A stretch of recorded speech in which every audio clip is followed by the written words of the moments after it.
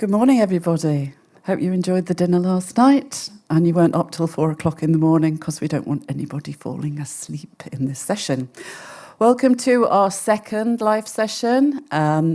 This one is picking up where we left off yesterday. If anybody was with us in the morning session yesterday, we were talking about joining up. In this session, we're going to talk about scaling up and speeding up. So it's acceleration and it's getting bigger. For those of you that are going to be with us for the whole of the day, we've got another session this afternoon. And if there are no time for questions after the individual presentations this morning, we have got a slot opened up. Sadly, one of our speakers can't be with us this afternoon. So we're going to open that session up for a 15-minute Q&A. So if you haven't got time this morning, there's ample opportunity this afternoon. Great. So we're going to hear from 6 live projects. Our first live project is going to be from the Czech Republic. And I'd like to invite Radka to come up and speak on behalf of the trio that has put this together on restoration in the Czech Republic. Radka, the floor is yours. Thank you, Lynne. Hello, ladies and gentlemen. My name is Radka Bromova, and with my colleagues, we prepared presentation examples of habitat restoration in Czech Republic. So, short introduction. In Czech Republic, the LIFE program started in 2004, and in this moment we've realized more than 50 projects, and 30 projects was focused on nature and biodiversity. The main aim is restoring or strengthening of European habitats and species. Most of LIFE projects were regional, but we have also some international, mainly with Slovakia. So, for our presentation, we have chosen 5 projects, and 4 projects are traditional. It's LIFE České středohoří, LIFE Lounské středohoří steppes from area České středohoří. It's on the map on the northwest part in Czech Republic. And next, LIFE for insects and LIFE for butterflies. It's from Bílé Karpaty region. It's on the southeast part in the Czech Republic. Yes, and the something like overhead project is one nature project, integrated project focused on Natura 2000 sites and effective management systems. So I start with the České středohoří protected landscape areas. The main info you can see on the screen. The first step in this area was removing of shrubs and trees. You can see step by step all the process, and from the cutting to chopping into biomass and remove from this area. In this moment, you can see nice picture how it should looks like. So, and České středohoří protected area, we would like to mention difference between management and no management areas. There are, you can see canonical analysis results, yes, and there are really big difference between these management. So you can see that the areas or sites with management is in a better condition. The abundance of species like Adonis, Thymus. On the other hand, sites without management, there are spread and dominance of shrubs like Cornus, Crataegus, and Prunus. So really, I would like to say the importance of followed-up management in this case. So this is a nice example of restored sites in České středohoří. This site calls Bílé stráně. In English, it's something like white slopes. And in the first picture, you can see a lot of Cornus sanguinea shrubs. And after removing, and after 10 years, we can reach really perfect conditions of these habitats where we can find more than 60 species, plant species, and 20 of these species are rare in a Czech red list. So, impressive results of these two projects in České středohoří are in a table, but I would like to mention two very popular festivals in České středohoří. They are held thanks to live programs, yes. First is a Step Festival, and the second is a Pasture Festival. And I don't want to forget that one of the live projects in České středohoří received a Natura 2000 award in the category communication. So, and similarly, in Bílé Karpaty protected landscape, there was removed a lot of abandoned meadows into nice meadows, pastures, or open canopy forests. Yeah, this project improve mainly butterflies and insect species in Bílé Karpaty protected landscapes. So, on this slide, you can see processes from the cutting, the special sites Smolenky Radějov, and on first picture is it was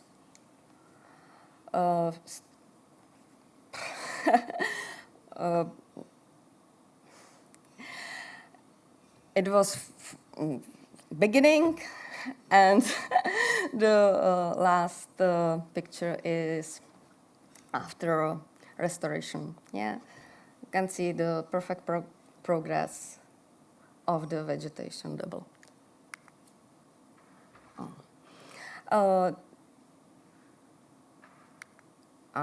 This is sorry, it's a trap for me. So in Bílé Karpaty, we've monitored 10 sites, yes, on 6 different areas, and these sites was monitored from the beginning for 3 years, and you can see just only one of these sites and the perfect botanical progress from the shrubs, no plant layer to spontaneous successions. So, and this is results. You can see these results on the screen. So the main message I mentioned, spontaneous succession works no green hay or regional seed mixtures needed in this case. So, and from traditional life project to the first integrated project in Czech Republic, maybe small step for life program, but for Czech Republic it was big step. One nature project is integrated project focused on a prioritized action framework for Natura 2000 site, and the big aim is effective management of Natura 2000 sites. If we want to have a perfect or effective management, we should fight on with more of actions. Some of them you can see on the screen. It's monitoring, management planning, and prioritization. Also, cooperation with landowners and land users.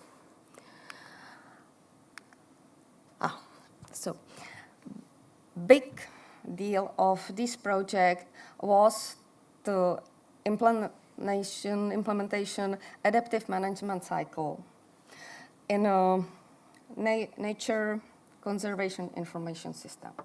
So together with our complementary projects, we try to develop two really constructive tools. One of them is assessment of effectiveness management, you can see. And the second is evaluation of target species on a site level. Both of these tools are used for, in a Nature Conservation Agency, and with the results of evaluation of target species on site, status on site level, we are going for regional authorities, and we discuss about the problematic localities, barriers, and how to fit it up. So, One Nature project has a lot of achievement, and I can see that we are proud of our work, yes. But also, we have obstacles. So, in the beginning results, I'm very proud of our expert seminars, what we held every year. We discussed the problem about management with the site managers of localities, and we try to define problem and held special seminars for these topics, and then we try to propose solution. Yes, and we have really real impact. It's a perfect. Also, I want to mention roundtable seminars with administrators and applicants for topics like co-financing, sustainability, and priority in nature conservation. Also, our video or film, Values of Nature,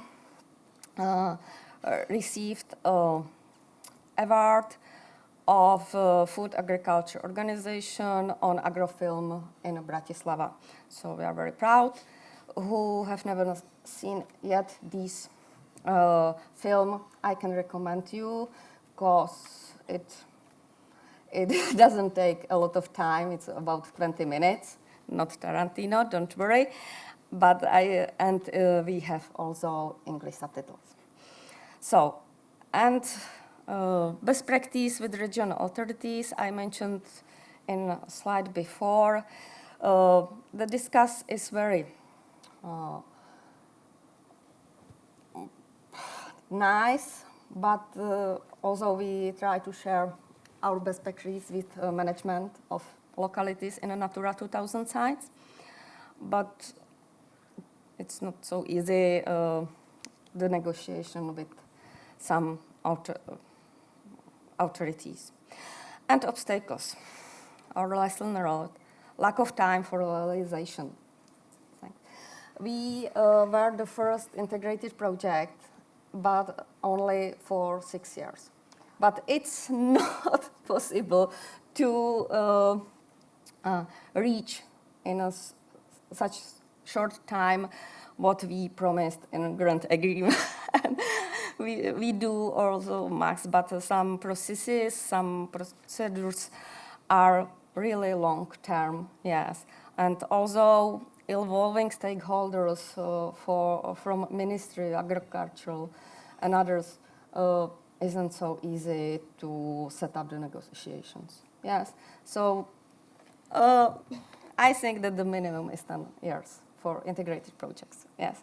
It's better for our next projects, 2 projects in Czech Republic, who started later.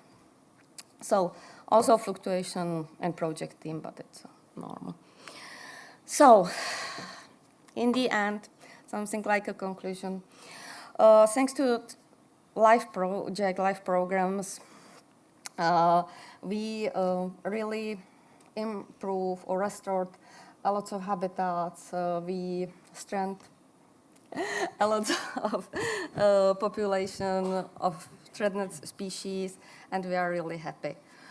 I can say that the deal with nature restoration law, we will not start from scratch. Yes, we have a lot of experience, we lots of restored habitats and improve populations of endangered species. So thank you very much. I would like to thank my colleagues for support. I would like to thank you for attention, and Lynne and Honza for the opportunity. Do it. Thank you. One more click. One more click. More Thank click. you very much. Yeah, so. Can we show our appreciation for Radka? Thank you. Okay, I'm really sorry we do not have any question time now. We're going to skip on happily. We're now coming local to Estonia, and we're going to hear about Estonian Myers from Jüri. Jüri, the floor is yours. Thank you. My name is Jüri Ott-Salm. I'm from Estonia Fund for Nature. I was the project manager of Life Myers Estonia project. And the title of the presentation is Comprehensive Restoration of Wetlands in Nature and Mines. And the first slide you see on the right, this is the Tudusoo Nature Reserve. And all the ditches on a landscape, these are now closed. Also, we did a forest removal experiment on the edge in a transitional zone. And this was done by a construction company who did the drainage renovation in this side of the forest area, and the border of the forest and the nature reserve is just this strict line. And this was kind of eye-opening that also the planners of our nature reserves saw that actually there is a contradiction and it is very hard to achieve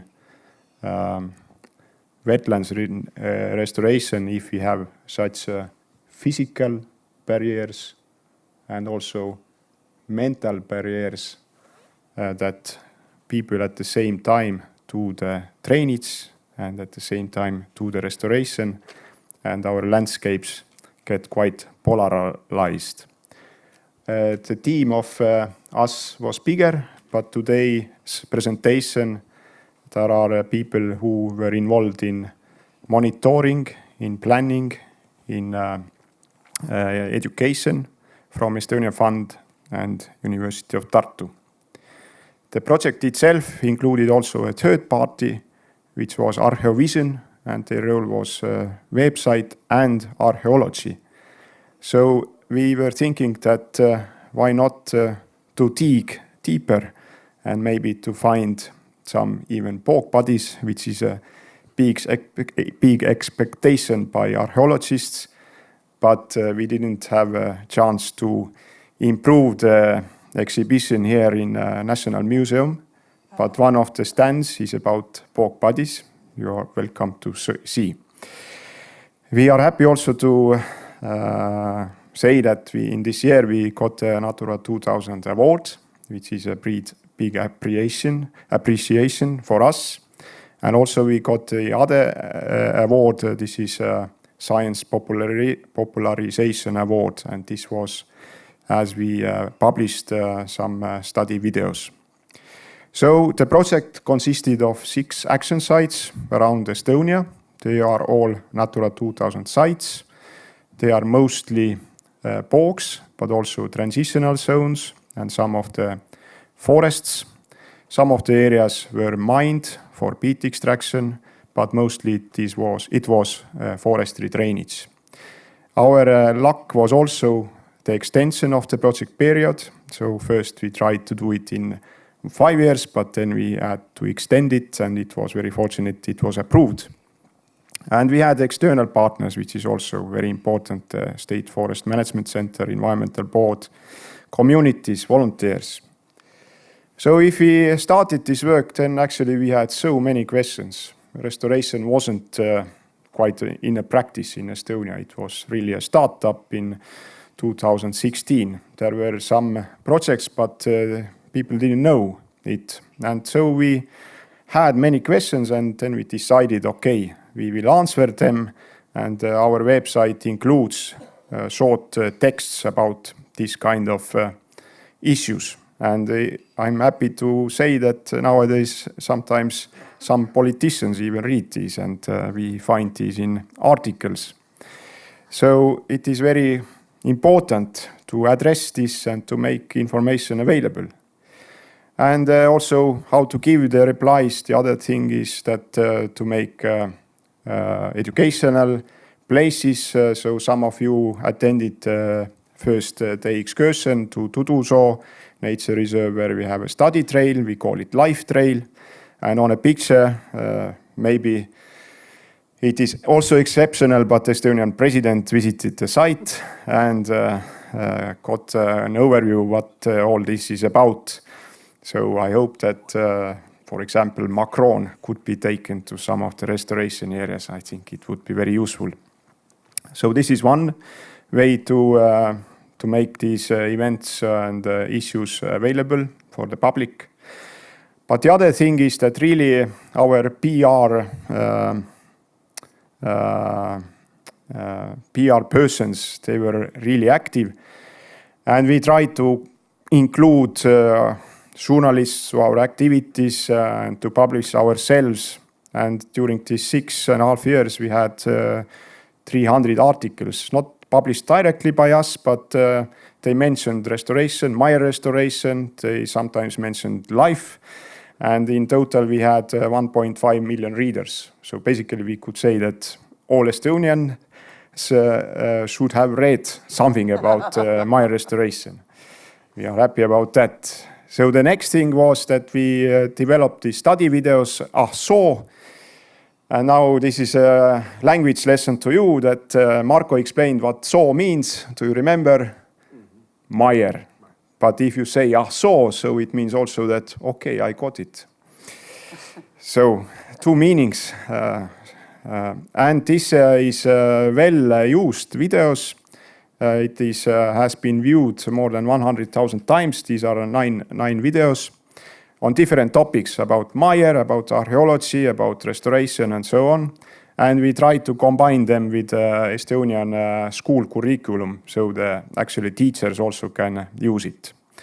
And then we arranged different hiking trips, study days, trainings, and we included also volunteers. So we had 51 events, and volunteers either monitored birds or made peat dams. And so plenty of events. And in order to address also youngsters or children and their parents, Piret Pungas-Kohv made a fairy tale book, so fairy tale stories about different mires in Estonia, how to address them. And yes, it is still in bookstores available. And we hope to make third book as well sometimes. Also very relevant was that we followed what is included in Estonian cultural databases or literature, in newspapers. So Piret Pungas-Kohv went through actually Estonian literature and saw how the attitude towards the Myers has changed. And the other thing was this archaeological research. So we didn't find pork bodies, but we did found some artifacts. And this makes, I think, the work more attractive to the public. So now to the nature. So this is a Soosaare site we visited on Wednesday. This was how it was before restoration. A lot of bare peat. And when we made the so now it was. Okay, let's try to put on the video. Technicians, please help me. Oh. No. So technicians. Here we go. Okay. So now you see this is made by drones. So you see that in 6 years it has grown much greener. There are holes which the material is taken to fill up all the ditches. Below you see the water monitoring, which also shows that when we made in filling of ditches, then the water level stabilized, increased. But the challenge is still that we have these issues with droughts, that in August or in July the water level could sink. We followed the dragonflies, so one of the stakeholders, dragonflies, and we had this before and after control impact design. So it was expectation that the population is increasing. And now we also have learned in this year that it is very important to follow up even after life has ended, life project has ended, what is happening. And you see that actually when the life project ended, then there were nice water bodies for dragonflies. And now in afterlife, these are overgrown. So this shows that we could have expectations, could have nice monitoring results, but there are changes. Also, we looked for amphibians. Again, these are the ones who gained maybe most. So in all areas, the population went up, or the number of egg clusters. And we are happy to announce that based on one area, the increase is still steady.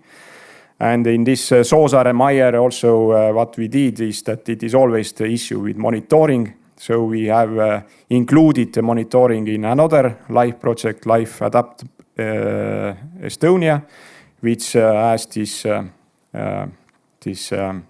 action. And also the third stakeholder group for birds. And in our case, as we removed forest from some areas, then this was the kind of novelty that we tried to understand what is happening with the birds. And the result shows that actually the birds population is not increasing, and also the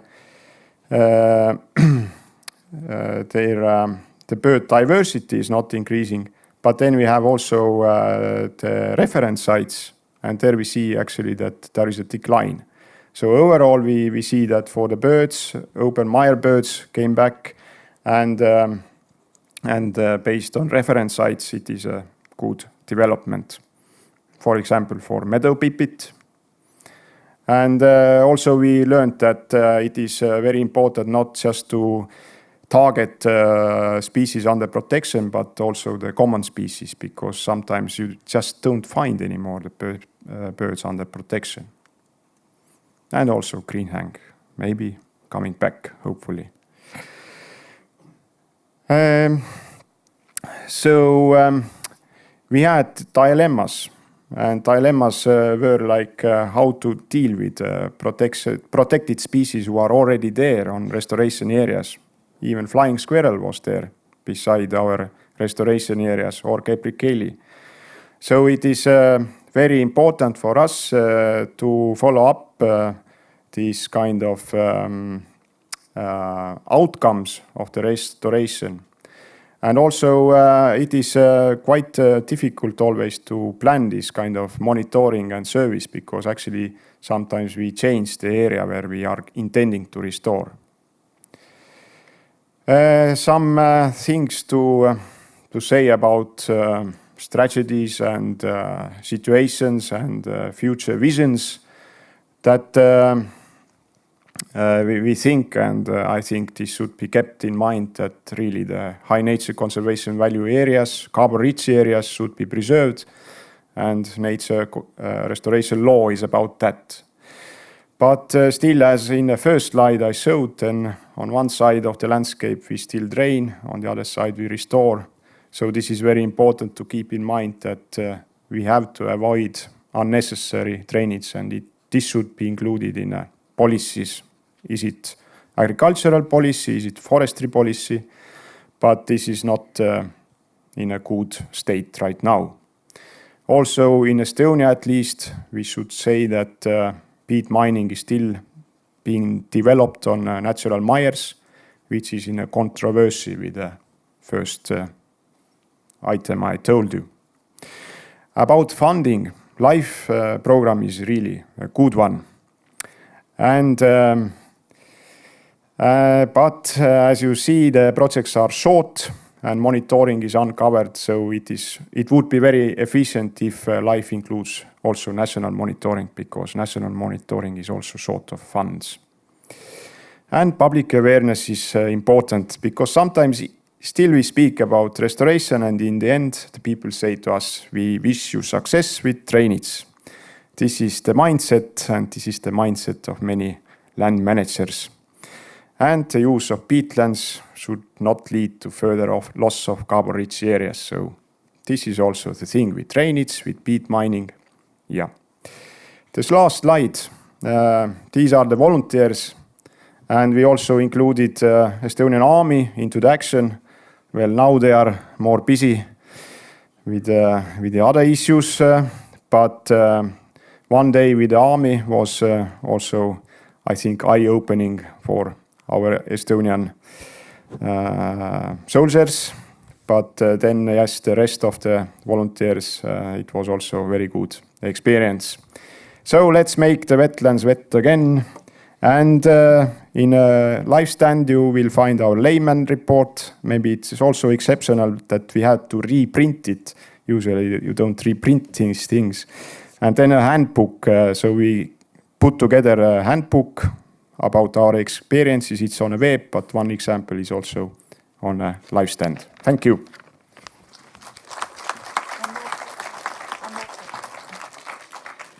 Have we got time for any questions? My timekeeper says no, Yuri. I'm so sorry, but please do come along this afternoon if necessary. Okay, we are staying regional and we are moving very close to home with Latvia. Lynne, are you ready? Excellent. So, okay, great. Okay, lovely photo opportunities. So Lynne's we're going back to grasslands, and we're next door in Latvia. Lynne, the floor is yours. Thank you. I'm Lynne Brīsga-Kalniņa from Latvian Fund for Nature, where I work as Director of Communications. So this will be a bit different aspect of LIFE program than probably we heard before. It's very nice to be here in Tartu in this museum that makes Latvians again jealous to Estonians, and it's very nice to be together with our LIFE family.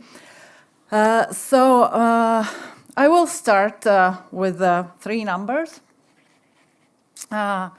3.4 billion euros, 10%, and 0.9%. So the first number is the investment of a LIFE program in Latvia in period from 2014 to 2020. So now probably there are more data, but this is more an illustration than a precise number. So quite a huge investment. But 10% is the number of habitats that in Latvia have a favorable conservation status as per the National Habitat Inventory. So it is not a very good sign of health of nature in Latvia. And then to grasslands, 0.9 is the percentage of the territory in Latvia that is covered by semi-natural grasslands. And it was 30% 100 years ago, like similar like in Estonia too. So in nature conservation, we are doing the best we can, but it is not getting better. And so probably we are missing something. I ask this question, what are we missing? Some might say, and we heard in this conference before, we need more funding for restoration. I would say that money is very often the answer, but money is not always the answer and not always the cure. And my argument is that sometimes we are missing meaningful, purpose-driven strategic communication. We are missing storytelling, involvement, and action. And we are missing reaching out of the green bubble to audience that is not directly involved in nature restoration, does not live in the areas, does not know nothing. They have their own busy lives. And the question is how to make nature restoration, and in our case, grasslands, relevant to the public. And maybe not to make relevant, but to discover to them, make them discover for themselves that nature and nature restoration and nature in a good state is relevant for everyone in our society. So now to the project. Our project Grass Life,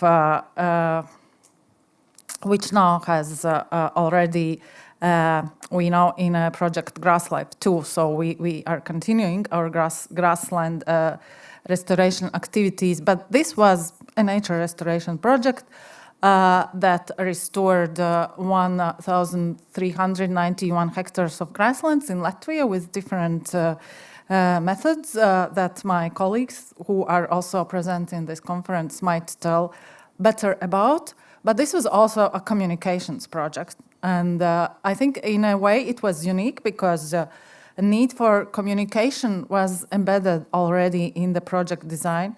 And the persons who designed this project, our colleagues, they allocated enough communication, enough budget for communication, and communication was included amongst the project goals, not just information dissemination and replication, as it is usually with live projects, but to improve understanding of grasslands and to raise awareness about the conservation. So now a bit to Latvia. So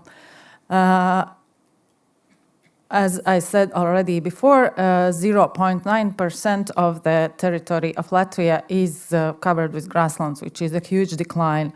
And grasslands are the most species-rich ecosystem in Latvia. So 50 plant species in 1 square meter. I know that Estonians have more, but let's not go in there. But in the public opinion surveys, only 10% in Latvia mentioned that the diverse meadow is amongst the nature values that should be protected. More attention is paid to forests, to coastal territory, to water objects. So everyone knows what is a meadow. You show people alone with a couple of flowers and say, hey, yes, it's a meadow. Why should we restore meadows, protect meadows if they are everywhere? Look around, drive from Riga to some other town. It's green all over, so we are a lot of meadows. People have their own internal meadows, their own internal understanding. Also, meadows have strong historical and social connotations. Meadows are a part of our traditional literature, art, but there is no united view amongst the larger society what is a meadow. also the main actors, the main change agents are farmers, and it is known to everyone who works with farmers that this is a very tough audience. It's hard to reach, hard to change, and as Estonian colleagues said, and if you are not a middle-aged man, that's even more hard. So in this project, we had to redefine a self-understandable notion, what is a meadow, and fill it with new value. And we had to expand understanding of meaning of meadow management, that meadow needs a person. But meadows are also a beautiful communication opportunity because they are beautiful, they are easy to understand. We had a great team with great expertise. We had partners as farmers as partners. The conflict potential is low, not like with forests, and there is compatibility with business. So the main thing I think that I want to tell today, that it's very important for us to move from information dissemination, from giving out knowledge, because we are so knowledgeable, like you all laymen, you just listen to us and we will give you information, to strategic communication, which is purpose-based. And we started with communication strategy, and we thought about the purpose, why we need to restore meadows, why this is important to us. Also, we used marketing tools and expertise. Like we tried to sell and package meadows like they are, I don't know, new pasta or new phone. We analyzed the target audience and we created focused messages. We chose 3 stepping stones for communication throughout all the project. One was science, which was our scientific partners, University of Latvia, all the monitoring, all the data, all the knowledge. Then the next one was practice. This was all about our farmers, our partners, beautiful people, very actually happy to be involved in communication, and they like that they are getting attention and they are getting recognition. And then we approached the identity aspect of a meadow, because meadows are such a Latvian thing. And basically we had 2 messages throughout all the project, and throughout also our meadow grassland projects. This is 0.8. Now it's 0.9. That changed a bit since the beginning of our project. But we started with 0.8, the territory of the meadows, and 50, the number of species in 1 square meter. Then we used classical painting of Jānis Rozentals, a Latvian classical value, and we repainted it as it would look like today. And this was also a very strong message, and we still use this. We have physically these 2 paintings, and sometimes you don't need to tell much more. You just show these 2 paintings, because everyone knows this song of Pasture Girl.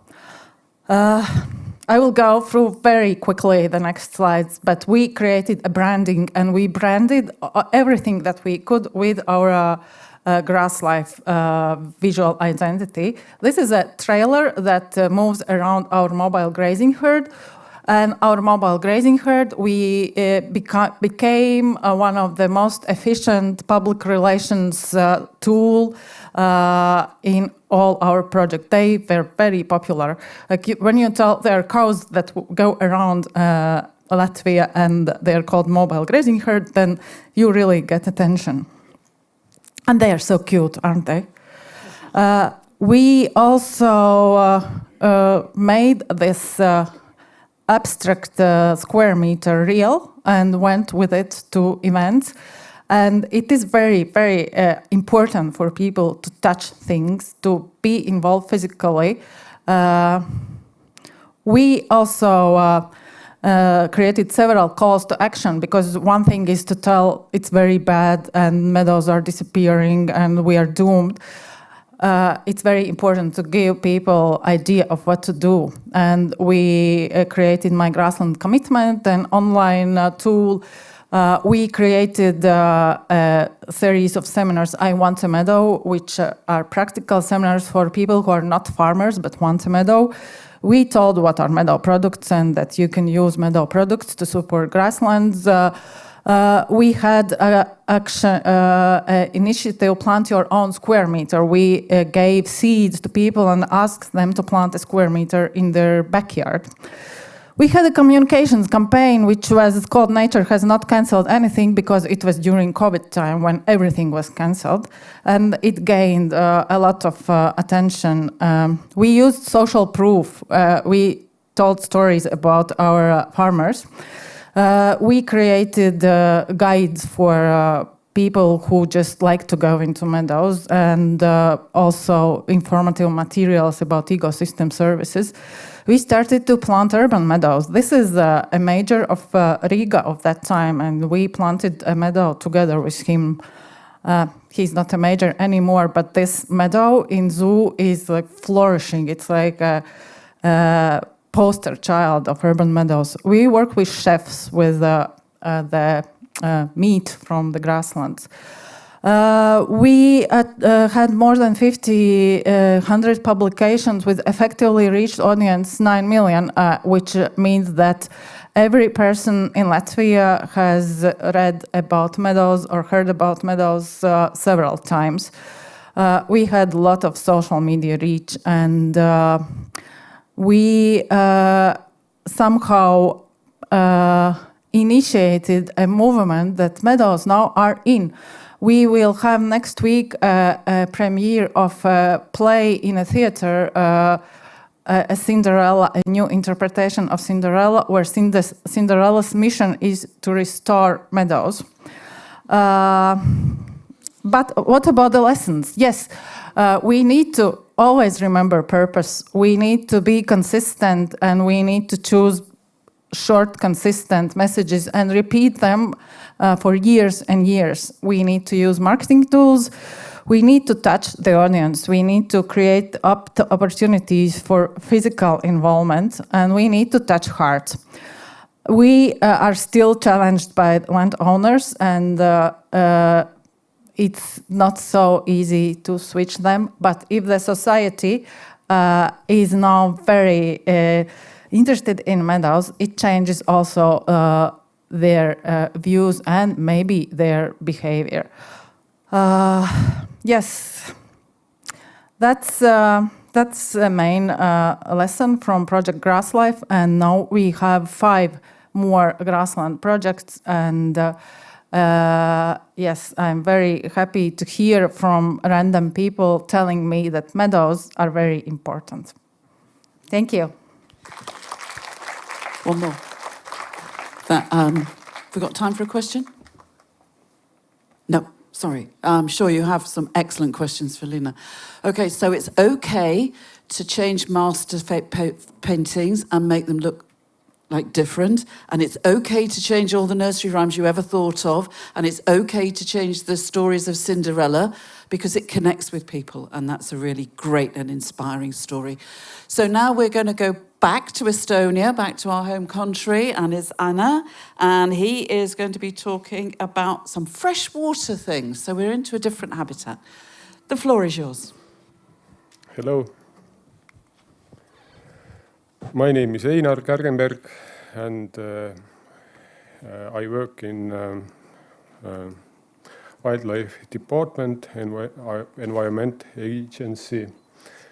And me and my colleagues Mart and Meelis, we have been working with life projects for quite a long time, and we are connected thanks to NGO Wildlife Estonia mostly. And we are more like ichthyologists, so my speak is a bit about more in this direction also. But in general, life program has been very important in Estonia and helpful since 1992. It has been funded many projects, and some of them are focused also on threatened species and riverine habitats. And here is this list of these projects we have been connected with or worked with. So, and I tried to give a short overview about 6 projects. Some of them are going on, like Life IP Cleanest, which is very big and important project, integrated water management project in northeast Estonia, dealing with ground and surface water problems and trying to improve its quality. And this area is very big, about 15% of Estonian area.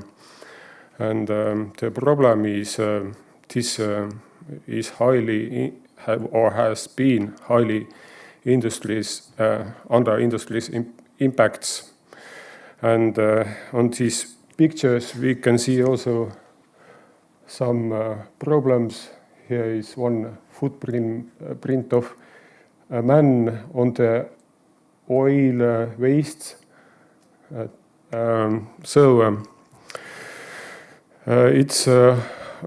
It's this region. There are rivers which are highly polluted, which were highly polluted, and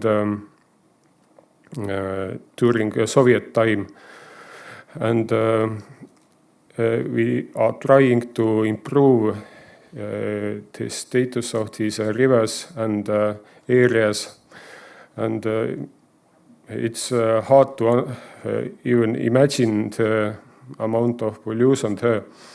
But this project is removing the pollution and trying to restore the status of rivers, like Birds River, which was the second best salmon river in Estonia historically,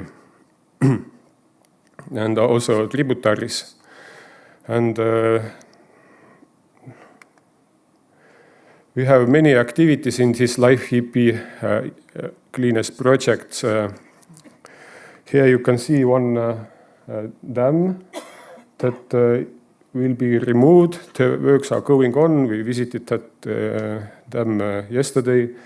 Here will be fish passage inside the river channel, and we remove also other barriers like this, and we restore spawning areas. Here you can see work. We are working here and using help of volunteers, and we are restocking fish species like salmonids in this river, and it's nice to see that the condition of the river is improving. Here is a river lamprey juvenile. We found many juveniles in this river, what was a big surprise for us and good to see. And here is a video. I hope it works. Yep. Oh, nice. About fish passages, we monitor fish migration also, and here is one fish camera recording. You see big sea trout and also beaver unexpectedly passing this fish passage. So these fish passages are not essential only for fishes, but also other animals, and even people are happy about that. So, and we have other projects as well going on. One big life SIP adapt test dealing with many things, trying to adapt people and fish species with climate changes.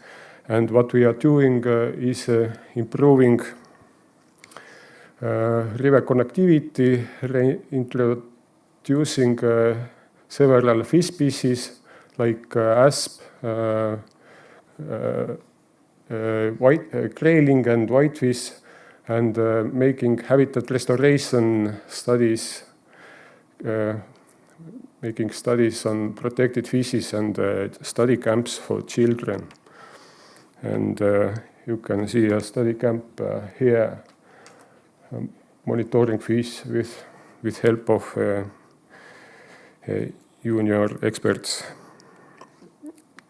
So, and one big and important project is Life Baltic sturgeon.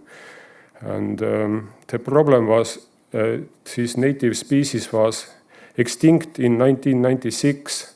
The last specimen was got in Estonian waters, and it was extinct in all the Europe. And then it came out that this population was the same like in North America and Canada, and we got, thanks to Germany, a specimen for reintroduction, and we introduced them in Narva River and Pärnu River.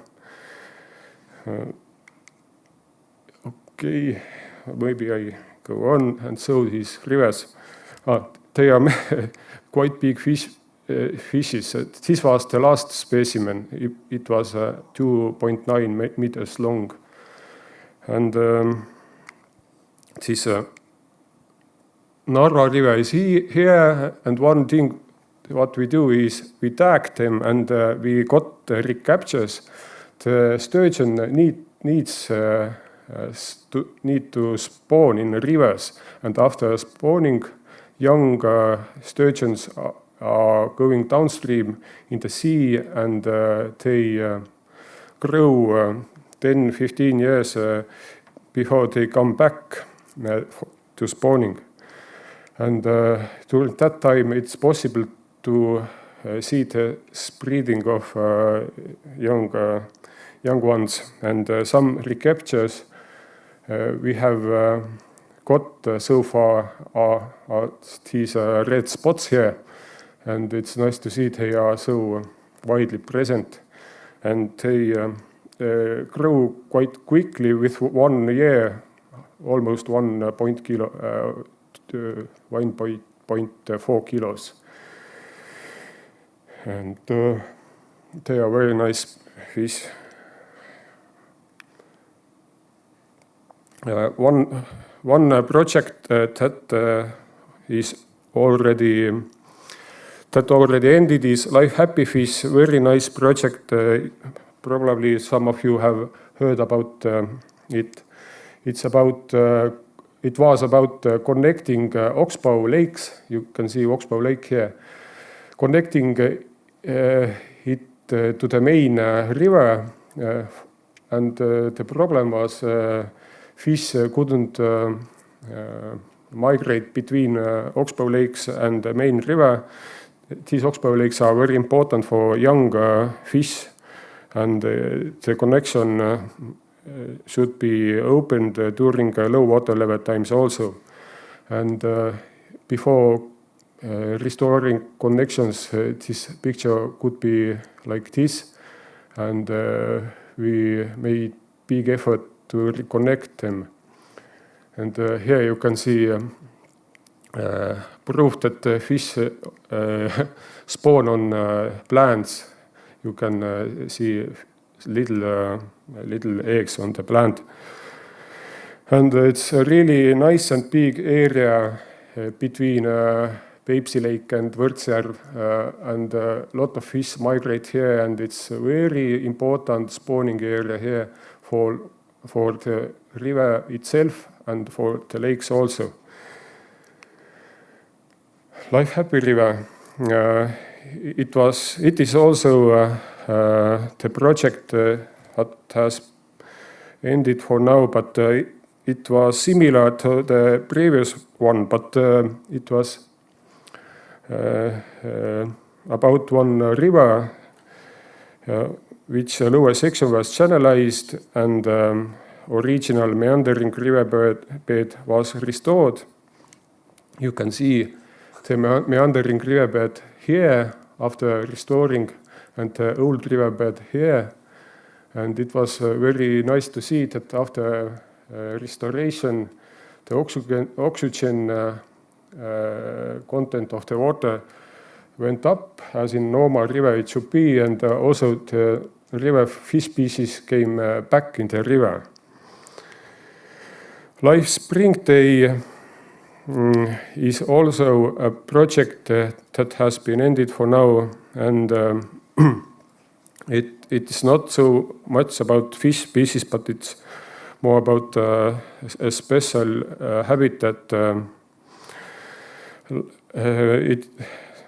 Let's say it focuses on the conservation arrangement aspects of petrifying spring habitats in 3 Natura 2000 sites in Estonia. And what makes these sites special is a formation of limestone in these springs. And you can see one big spring here, and very clear and nice water is. And in the bottom you can see white stone or small calcium carbonate that forms there, and that makes it special. But it's possible to ruin these habitats easily, and we try to restore them and make anything for that they are in the good health in the future. So some short key messages also. The LIFE program has been crucial in restoring Estonians' ecosystems, that's SERE, and maybe like always additional funding could be allocated to further support these efforts. Thank you for listening, and maybe you have some question also. Thank you, Aina, for being prompt. And yes, we do have time for a question or two. Has anybody got a question for Aina? There's one right in the middle row there. If you can just keep your hand up, please, and our lovely assistants will bring you a microphone. Great, thank you very much. Thank you. I was wondering about a project where you reconnect the river with the oxbow lakes. That will be quite intensive to excavate the ground, but I think it's a river which is meandering. Won't it grow back again, or like the sediments will settle and then it will be disconnected? Yes, the sediments were removed, and they are slightly going back. We expect that they are back to maybe it takes maybe 50 years for that process. But no problem. Historically, these oxbow lakes has been opened by hand by fishermen, and now the situation was something else, and we had to do that work for ourselves. And in this climate project, we look at the process, how far has it gone for now, and how important or when it is important to open them again. Yeah, it's a good question. Thanks. The need for recurrent management is always a challenge. How are we doing for time? Are we done?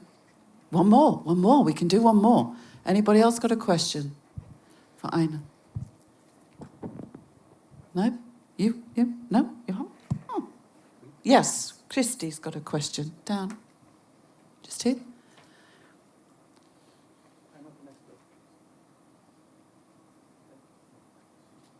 Yes, no.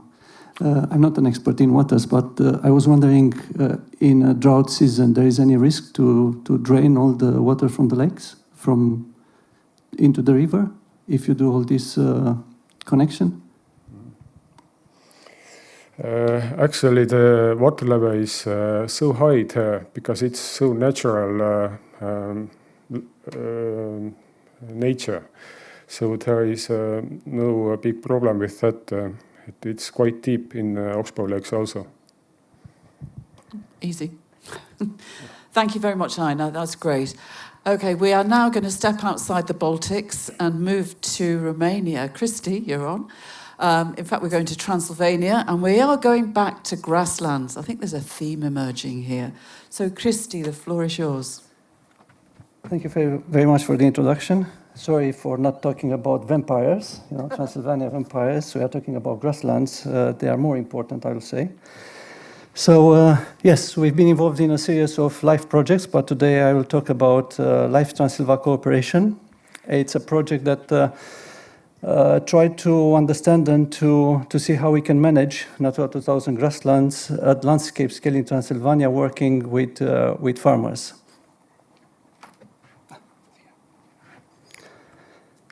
So, this is where the Natura 2000 site Sigșoara Nava Mare is, and this is where the place where we are working. We started in 2004. The ADEP Foundation started in 2004 as an NGO doing biodiversity conservation.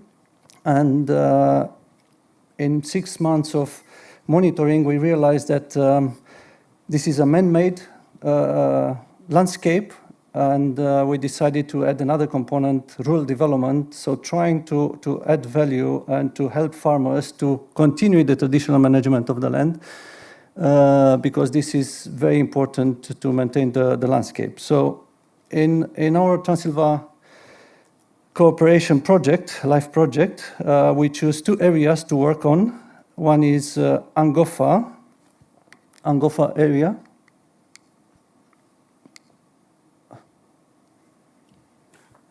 It's quite difficult to stay focused with this. And then Viskri area on the other side. I don't know if you are aware, but Viskri was the first place abroad visited by King Charles after the coronation. So because I heard Lynne talking about communication, we are using this kind of high-profile visit to the area to make people come to visit and to understand the importance of the area. So the target areas for Viskri, 1,200 hectares, and Angofa, 740 hectares. We choose these 2 areas because they have different management types. So Viskri, it's a village, a living village with around 500 people. And we are working there with a grazing association that is managing the grazing in the village. And then Angofa, there is, no village. There are only 4 houses left in that area. And we are working with individual farmers. And usually the farmers are bigger in size compared with the farmers part of the grazing association in Viskri. These are the codes for the habitats. The yellow one, they are the Habitat Directive habitats. So I will go through a couple of actions that we've done during the project, and we'll start with the mapping and monitoring. So this is done by the experts trying to set up a baseline. And we choose the baseline in different management types, grasslands, so grazing, mowing, shrub cutting, so trying to see the difference in management and what's the impact on the biodiversity in general. So the surveys resulted in maps for habitats, rare species, management, restoration, and landscape elements for the 2 valleys. And I have some example of mapping in Viskri, so habitat mapping, and then management maps, then combined management and habitat maps, so trying to have as visual as possible, because all these materials that they were used to in the discussion with the farmers, with local authorities, and so on. We also included here vegetation and soil plots. So we've done some soil analysis on all these habitat areas. And we included also plant species and landscape features. So trying to have the idea was to have an integrated approach and look on all the aspects of the landscape, not only grasslands. And then the second action, this is Angofa. A long time ago, we bought some land, and with the land, we got a farm and the former school. And now the farm was restored through this project. And now, oops.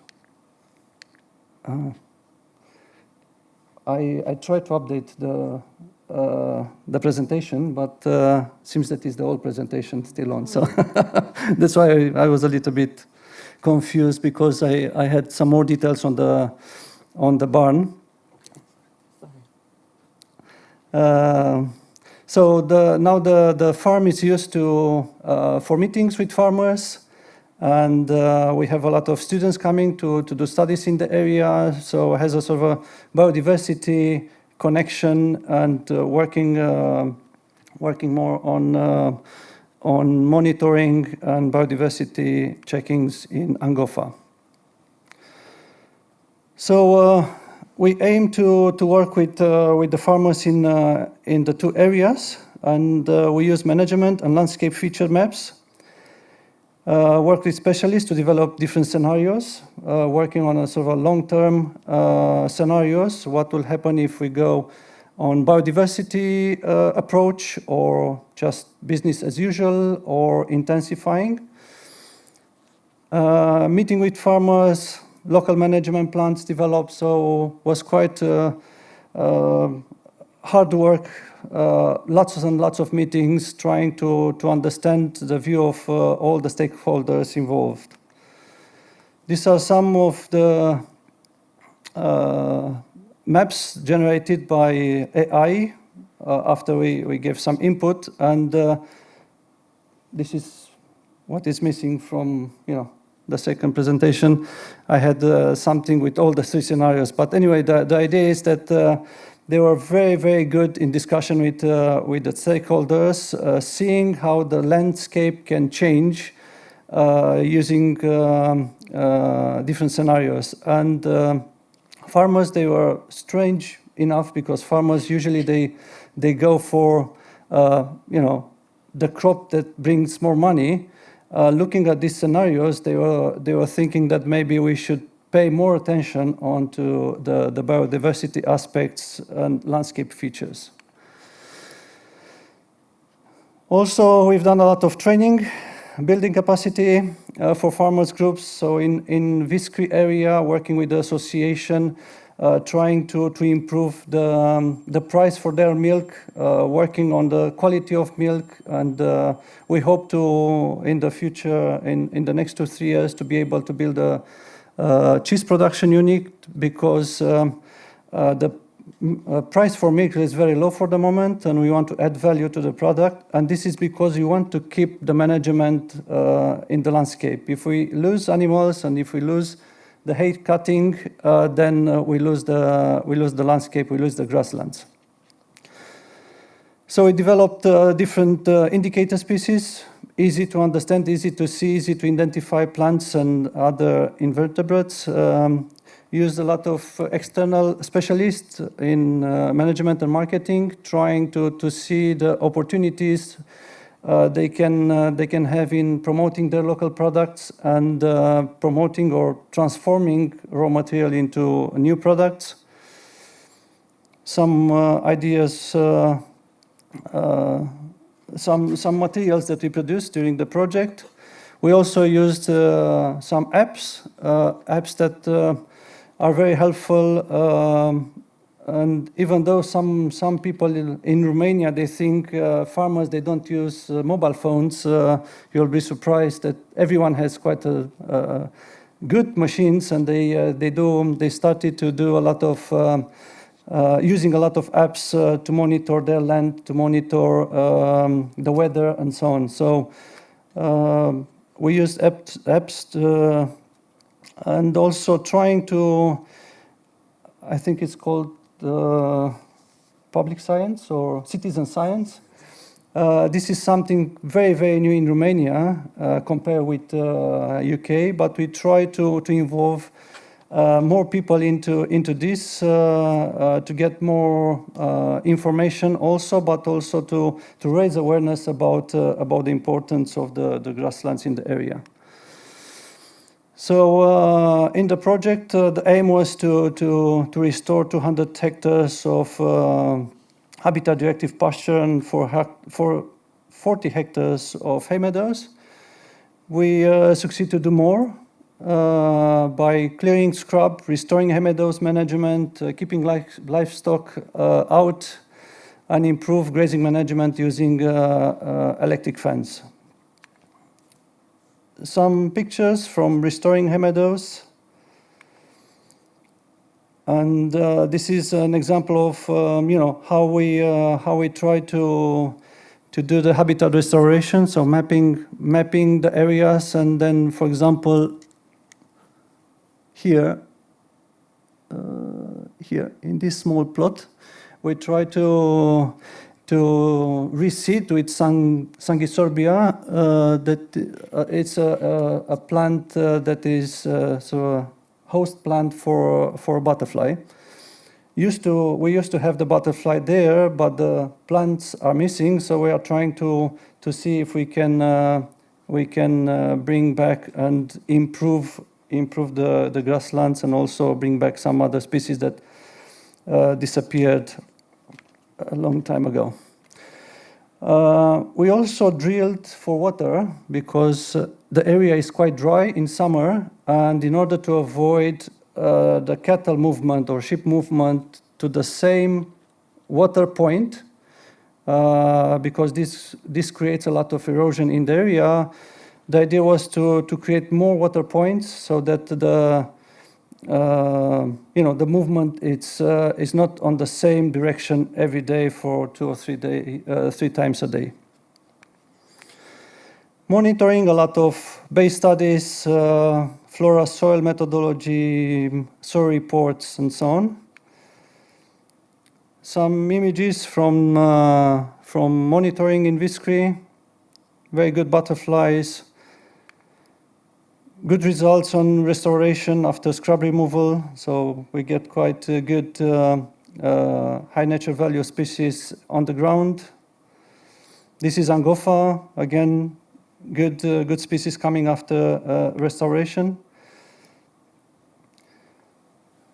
This is grazing, rotational grazing, and using a special harrow. It's a piece of equipment that makes very small, thin trenches in the ground, just breaking a little bit the ground and allowing seeds to go in quicker, and also water to stay more on the ground. Of course, we had monitoring plots, trying to see the differences in places with no management actions. And what is interesting enough, we can see the changes immediately. So after 1 or 2 years of no intervention, the degradation appears, and there are quite a few invasive species appearing in these control plots. Lots of information, Facebook, radio, television. Lesson learned, I think it's very important to have good botanists to do a very good monitoring at the beginning, and then you need to make farmers be interested. So you need to find a way, I don't know, these days financially is the main important driver, but it's very important to build up a relationship, a trust relationship with farmers. And this is not happening overnight. You need to allow a lot of time. Sometimes life projects duration is not enough to build a good relationship. Visualization important to convey messages. So all the messages that all the maps and GIS maps and apps. They were very helpful in the discussion with stakeholders. And what we notice is that grassland species respond rapidly to management changes. So we need to be very careful and to make sure that we apply the right management in order to protect the landscapes. Thank you very much.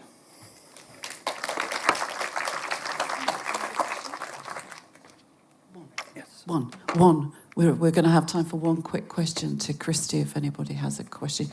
Did I see a hand up somewhere? No. Okay. Oh, yeah. Okay. My colleague. Yeah. How is the situation now? You could create and train the association, which is, steps for sustainability. Does it work well? How do they need your support further and so on? Quickly. Yes, that's three questions. In Visco Association, they need support. And this was on my revised presentation. So yes, they need support. They need continuous support and technical support more to understand what is needed in order to increase the quantity of hay they get, or the quantity on the grasslands. With the Angofa Association, because we intend to have the Angofa Association, but we don't want to push too quickly. There are some fractions between the farmers. We work with individual farmers, a little bit bigger, and they don't trust each other. So we are in the process. We work together. We have constant meeting with them. They understand issues. We work together on a sort of water system, so everybody gets water from our well. So it's going there, but building trust is the main issue. Trust takes time. Thank you very much, Christy. That was amazing. Okay, and finally, last but never least, we're going to the United Kingdom, and we're going to hear from Paul. Paul, if you want to use the microphone, you can. That's fine. I'll start on the Great North Bog. So back to peatlands. Thank you very much. My name is Paul Ledbetter. I work for the North Pennines National Landscape. It's a protected area in Northern England.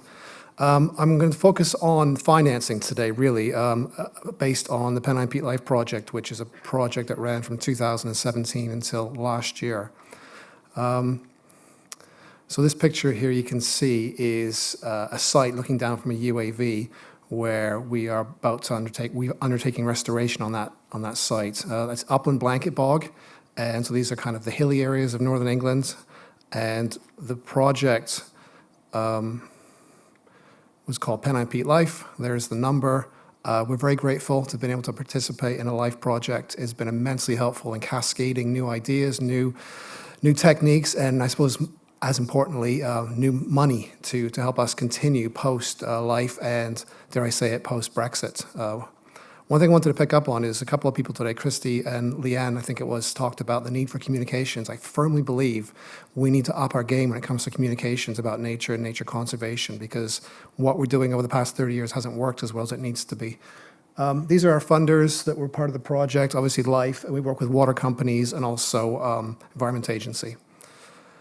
So the objectives of the project, I'm going to skip through this really, but it was to demonstrate region-specific, because where we are has microclimates that require different types of adaptations to restoration. To restore 1,353 hectares of blanket bog in Northern England, we beat that target by about 400 hectares. We also demonstrated the UK peatland code, which is a way of taking damaged peatland, measuring it and assessing it for its carbon potential and verifying that number, and thus monetizing the carbon, and you can then sell the carbon to corporates, and there's a lot of interest in that. And then demonstrating approaches using UAVs, drones, really back then were kind of new, and now they are much more common. So can we use drones as an effective way to assess? And the answer is yes. And the final one was dissemination, really talking to people like you, to different people, audiences about the work we do, the communication bits of it. This is where we are, for those that don't know. We are above the Yorkshire Dales and below the Northumberland National Park, that kind of forgotten bits of Northern England. This is the North Pennines peatland body. It's the biggest upland bog in England. It's 1,000 square kilometres. The AONB itself, the North Pennines, is 2,000 square kilometres. This is what we used to do to it. We paid people in after World War II to drain it, to improve it. And when you drain a peatland, you have devastating effects. But we did this at an industrial scale in the UK. And we still do this. A lot of the areas are burned for heather management, for grouse moors, so there's an issue around that. So you combine all these kind of historic land practices, and you end up with this. These are the individual drains. This isn't shading. These are individual drains that have been cut into the North Pennines since World War II, and there are 10,000 kilometres of them. My program has been going for 18 years. The Pennine Peat Life Project has been 5 of those years, 6 of those years. So this work was completed kind of prior to Pennine Peat Life. So we cut our teeth, as it were, on doing drainage blocking, and we put 1 million dams in the ground over those first 10 years of the program. Those have led to these 4,000 bare sites, bare and eroding peat sites. So you can see that lovely blue peat body is covered in all sorts of things that need to be dealt with. And we're currently dealing with the bare peat sites now. We have about 20 years worth of work left to do. This is what it looks like from aerial photo. You can see that's a bare peat site, one we restored through Pennine Peat Life. You can see in the middle there, there is a fence. Yeah, it is hard to handle, isn't it? There's a fence line right there.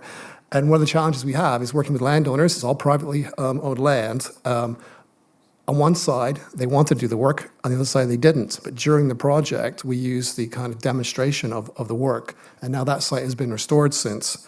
It's the biggest site we've restored in the North Pennines. It was 250 hectares and cost £1.5 million to restore. So the solution, I'm not going to focus too much on the restoration because I won't talk more about the financing, because I think that's of interest and why I've come here today to talk about the afterlife plan we have called the Great North Bog. But what we did is we developed and fine-tuned our restoration process, which was about hydrology, slowing the flow, about slopes, taking gullies like this and reducing the angle, and there are thousands of kilometres of those in the whole of northern England. Using brash, whoops, I've gone too far, back one. Brash, which is basically cutting from donor sites that are healthy and spreading sphagnum-rich brash onto the sites. And you can see here, these white bags are 300 kilogram bags of brash that have been cut and flown in by helicopter. We cut maybe 5,000 or 6,000 of those a year. So it's a large-scale undertaking what we do. And then lime fertilizer, because the pHs are often too low to stimulate growth, we're allowed to use 1 shot of lime and fertilizer to kind of stimulate growth, and then sphagnum, which is a gold standard. If you have sphagnum, everybody's happy. So we take a site like this, which was one of the Pennine Peat Life sites. You add a bit of European money, a bit of UK money, a bit of know-how, a bit of science, a bit of mapping, and 3 years later, you get this. So it's a very, very effective way of restoring. It works really well. We constantly tweak with the formula, because it's all about microclimates and things like that, but you can see the benefits there. Another site, and same thing, you apply the restoration techniques, and 3 years later, it looks like that. So we're very good at doing restoration work, and I'm more than happy to discuss later on if anyone wants to get in touch with me about how we do it. But what I want to focus on now is the Great North Bog. As part of any good life project, you have to talk about the afterlife, which I always thought was an interesting term. So the afterlife for us was the Great North Bog. Our project was actually submitted pre-Brexit and approved about a month after Brexit. So we were scratching our heads from day one as to what this means for landscape scale restoration. And the idea really was to take all of the partnerships, the protected areas in northern England. So down here we are the Peak District. That's kind of the north of the West Midlands, all the way to the Scottish border up here. And we came together to form the Great North Bog, which we'd always worked together in loose affiliation, but this is about proper collaboration now. Could we develop something that was big at scale, that would interest the politicians, let's say, decision makers, but also corporates, because corporates want to support nature-based solution work. And that's what we did. Interestingly, the afterlife involved us, which was the North Pennines and Yorkshire Peat Partnership, but also Moors for the Future, which is another life project. So life is very involved in this developing Great North Bog Coalition. So you can see the partners are made up of 6 different partners, and you can read that. But it's 7,000 square kilometers and it's attracted a lot of attention from industries like the insurance industry who are worried about climate change for carbon reasons and or flooding reasons. So it seems to be catching on, this idea. So one of the things you do with any good coalition, develop a structure. So we have a board. This is kind of after the LIFE project ended. Sorry, towards the end of it. So we got new money in from another funder and developed a board structure.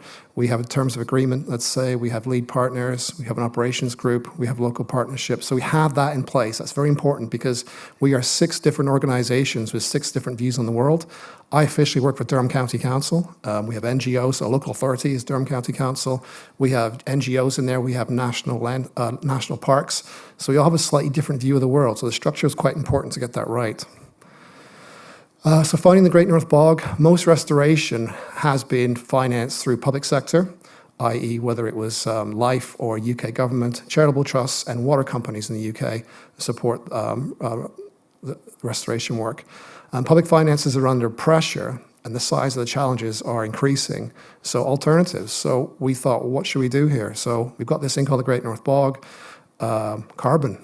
People are interested in carbon. So we went out there and we basically approached the market and said, if you're interested in buying carbon credits, come to us because we do it right. We have a track record and we do it to the right quality. Some of the challenges you have is the immature markets. Despite what people may say, I'm on the front lines of carbon markets and they're not quite functioning as we want them to be yet. So there's much to explore here.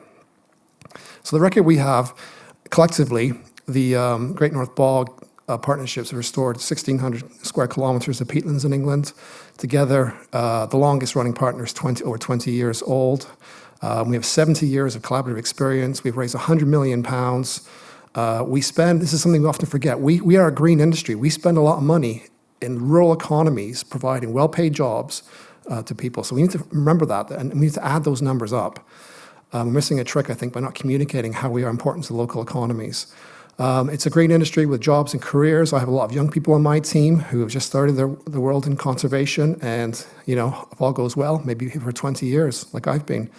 And we work at the global to the local level and everything in between, which I think is quite important. Don't just look inward, look outward. Well, who can help you? What can you learn? And it could be an exemplar of a macro-scale nature conservation project. We think it is, and that's why I'm here today really to talk about this. You can learn a lot from the problems we've run into and how we've overcome them. So the GMB activities, the governance is in place, as I said. The strategy's been developed. And we have a website, and we decided to go out and test the market. As you may appreciate, for many years, the conservation community has been grant-driven and very kind of, please, sir, can we have some more? We decided to take the front foot, and we have a product. We might not want to call it that. I'd be happy with that, but nature as a product is something that people want. So why don't we be brave about it and go to take the front foot? And we went to basically the market and said, if you want to work with us, we want you to fill in an application, and we're going to interview you. And we're going to talk to you about what we think we can do with you in terms of buying carbon credits. So this went out to the banking industry, investors all over the UK, and we got expressions of interest. 15 had come back, and we completed due diligence on all of them. That's quite important, where the money is, what kind of money is it. And we interviewed them. It's an iterative approach. We found they didn't really know what they wanted. They wanted to get involved. Some wanted carbon only. Some wanted to support us for development reasons, CSR reasons. But now we have 5 companies in place in a framework scenario where they are willing to buy carbon credits as they come out from our restoration work across the Great North Bog. So lots of learning and lots of clever people we've managed to bring in along the way. So the current priorities are to solve the governance challenge of, you can imagine, we want to have a £200 million program over 20 years. That's a lot of money, it's a lot of complications. So we have to decide, are we going to be a charity? Are we going to be a company? The Great North Bog is a collaboration right now, it's an idea. There's no official legal entity, so we've got to figure that out. Promotion of the new manifesto that's just come out. We have a new government in the UK, so we put out a new manifesto as to what we believe, why we believe peatlands are important. Produce case studies. We're working with the Green Finance Institute in the UK to show our learning. So that'll be coming out the end before Christmas. We'll have some kind of information as to what we did wrong, how we corrected it, things like that. Develop the restoration pipeline. If we're not doing restoration work, we're just talking about restoration. We do, in the North Pennines alone, about 3,000 to 4,000 hectares a year. Across the Great North Bog 6 partners, we probably do 25,000 hectares a year of restoration work, and we have 20 years worth of work left to do. Continue to advocate for peatlands. Again, why I'm here today partly, but also advocate internally in the UK and across with the new government. And work to solve the market barriers. Again, it's frustrating because there are market barriers. Basically, the price of carbon is too low. It's not high enough for people to buy into this yet. And then continue the restoration work. We're lucky in that I'm very proactive in trying to get new funding in every year, and we're able to continue the restoration work. So we're not waiting for something to happen. We are continuing and developing this market as we go. And then we also working about the CSR market, which is about giving companies give money because for good reasons, and that's important. Don't just focus on carbon credits or biodiversity credits. Don't forget CSR. Companies have trillions of pounds, euros, dollars. Governments have billions. Don't forget that. Donation models. We are actually working with some people who come to us and said, every time somebody books something with our company, we're going to give you £1. And I thought, okay, we looked into that. We're now getting about £15,000 a quarter from one company. So that's £60,000 a year from a company and their booking fees. And we get that money. It's free and clear money. That's a staff member. I can then raise another £100,000 against that. So other options are available as well. To aggregate projects as well. For example, you can have, I don't know, a chain company around your area, and they all chip in £5,000 a year. That's something we're looking at as well. And then collective bids to the UK government and funders. We are promoting ourselves as the Great North Bog partner, and they seem to like that. It seems to be working. And then can keep the momentum going. The challenge is to keep all this going because, we are project driven and making sure we have the money. So the current challenges really are we have a new UK government, which we feel is going to be okay. We don't know yet because of the budget situation. There are changes to the UK agri-environment schemes, which are unclear, uncertain. And there's uncertainty in the carbon markets, which is something I was talking to the World Bank while I was here 2 days ago about that. And then new markets are emerging. They're blue credits, biodiversity credits, other credits. That is great, but it also confuses things. And then capacity, staff, contractors, materials is often a challenge for us as well. So, whirlwind tour of the Great North Bog. Thank you very much. Paul, just stay there. I think we can just take at least one question for Paul if there is somebody in the room that would like to ask a question. Yuri. Thank you very much. Very challenging, very big area. But about the carbon market and uncertainties regarding the carbon binding, how you deal with that if you sell the carbon credits? So in the UK, we have the UK Peatland Code, which allows us to do this. It's very scientifically robust. It's third-party verified. It's on a register that is IHS market, so a global one. So it's very certain, and it's very conservative as well. So the numbers that we generate from peatland carbon credits are a conservative estimate. There's 25% always held back in case something bad happens. So there's a lot of sites that have been listed. There's just not a lot of people selling. There's a massive demand. There's a massive supply, but there's not a massive supply on the market because the price of carbon is too low. Why sell your carbon at £25 a tonne when climate change is only going to get worse? And if you wait 5 years, your peatland's going to be more damaged, or you can sell it higher. There's a perverse incentive right now for some of these things too. That's the race to the bottom, I think, isn't it, Paul? Yeah. Okay, thank you very much. We don't have time for more questions. I know you're anxious for lunch, and there is only 1 hour for lunch. So we are back in this room at 1 o'clock, immediately after lunch, for our final session. Please do come and join us. And if you can't join us, I just want to remind everybody that our next event is going to be a results-based payment platform, which will be in Leuven in October. If you haven't heard about it and you want some information, please come and see us on the live stand, and we'd be more than happy to talk to you about it. In the meantime, can we put our hands together, please, for our fabulous contributors for today's session? Thank you.